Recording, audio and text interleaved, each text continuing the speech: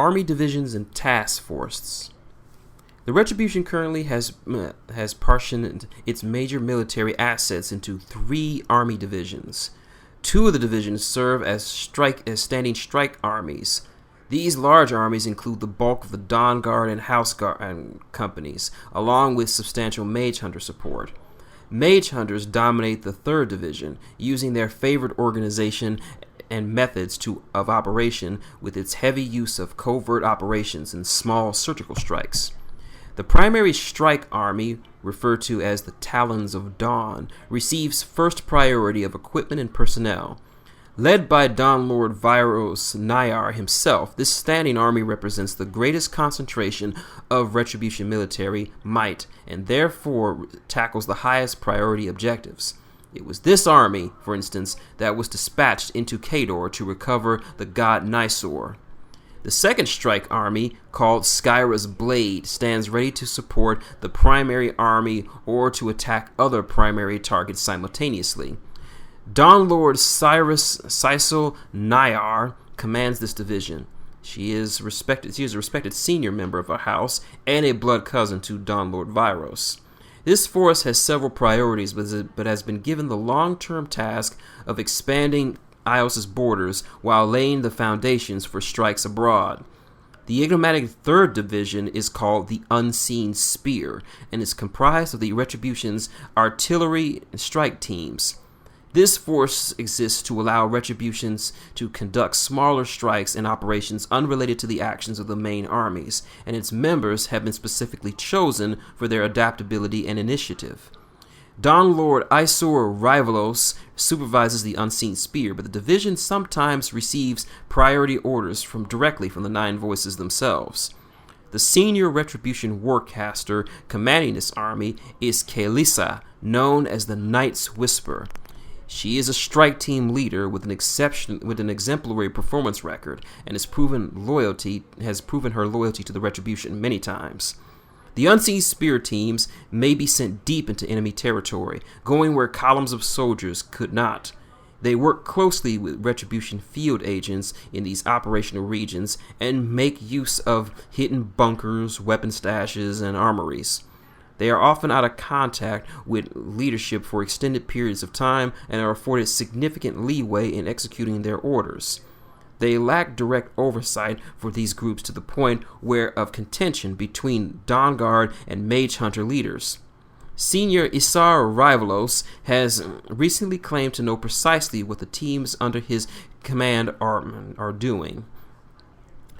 The 3 army divisions defining the military hierarchy of the Retribution are rarely sent to war in their entirety.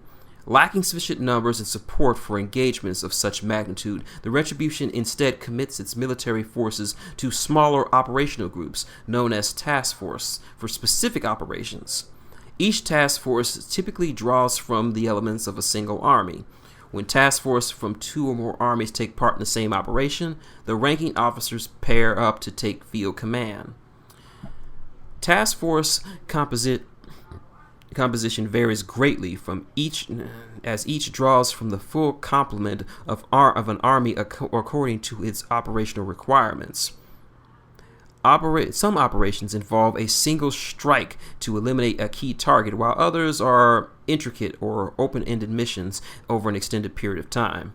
Efforts to rescue Nysor from Kador, for example, comprise an extremely complex series of coordinated operations by a military task force.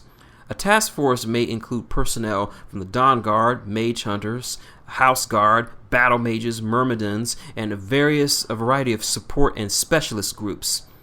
This system affords the Retribution considerable operational flexibility and makes it an unpredictable enemy on the battlefield. Mage Hunters are quite comfortable within the framework of these unconventional military practices, but the Dawn Guard and House Guard forces still struggle to accept the methodology fully. The Dawn Guard ranks have adopted the Retribution's flexible doctrine with little grumbling, but its upper echelons remain protective of their chain of command. Most ranking Dawn Guard officers insist that they must vet any order concerning the disposition of units under their command, even when it comes through the most senior of Mage Hunter agents. In turn, mage hunters jealously guard their operational freedom against Dawn God officers who seek a complete understanding of the actions of their subordinate units. Cooperation is not always easy. There is a considerable tension in any mixed force, yet when battle ensues, each side knows its place and functions, even as the two continue to learn to work together towards shared objectives. Unusual allies. The Retribution has attracted assistance from several unexpected quarters. Given the weight of public sentiment, it appears to be too late to forestall the organization's more violent policies. Groups opposing them have had to face this reality, and some have decided to try subtler means to steer the radicals from a path they fear will culminate in Ios's destruction. The Fane of SCYRAH is the most influential group that has dispatched agents to, quote, observe and advise, unquote, the Retribution. The conservative Fane knows it has lost considerable clout in the present political arena, as the common people sees its members as indolent and timid. Its reputation has worsened by the knowledge that its priests have had the privilege of the greatest direct contact with the ailing gods, and yet have done little to aiding her. The Fane also knows it must understand the Retribution if it's going to come to grips with the growing unrest of the people. The difference between the Fane of SCYRAH and the Retribution's more extreme religious views seems irreconcilable. In particular, the Fane believes any spiritual magic invoked by the priests drains SCYRAH. This has been the primary reason for their unwillingness to commit to extreme action. Traditional priests have believed the Retribution clergy are causing irrevocable harm to the goddess. The Retribution clergy, though, believe that they have established ways to invoke this sort of power without doing harm to their goddess. Furthermore, they insist that any energy expended by the priesthood is so insignificant compared to the egregious damage dealt to SCYRAH every day by thousands of human arcanists. When it comes to waging war against the enemies of the goddess, they maintain they must use every weapon at their disposal. Addendum. Barbed Thorn. SCYRAH's Blades Task Force. The task force called the Barbed Thorn, led by Adeptus Ron, has been sent to SCYRAH's Blade to support Vyros Nyar's main assault. The Barbed Thorn's mission is to disrupt Khadoran patrols along a heavily traveled corridor in western Lael, enabling Winter's Hammer to slip into the Khadoran interior. Ron is joined by Gareth, Blade of Retribution, and the Mage Hunter Strike Force under his command. Other task forces will be engaged in related troop movements and diversionary attacks inside occupied Lael and elsewhere, but the operation is still the most critical.